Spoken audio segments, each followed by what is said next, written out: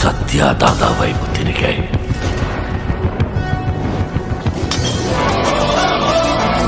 వాడైతే కాదుగా.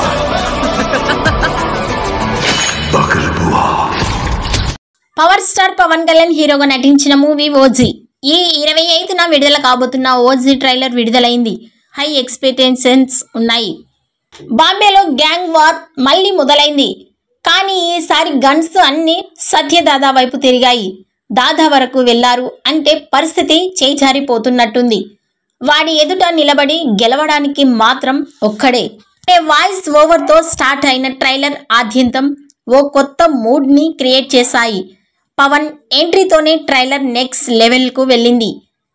నిన్ను కలవాలని కొందరు, నిన్ను చూడాలని ఇంకొందరు, చంపాలని అందరూ ఎదురు చూస్తున్నారు అనే డైలాగ్ హీరో ఎంతటి పవర్ఫుల్ అనేది తెలుపుతోంది.